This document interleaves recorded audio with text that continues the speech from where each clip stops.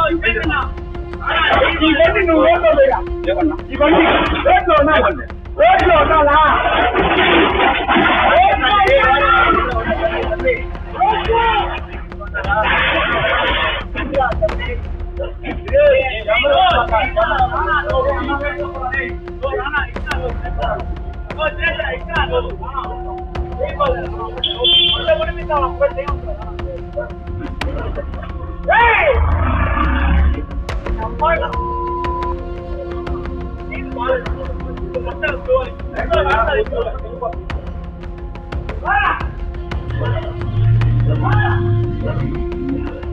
on!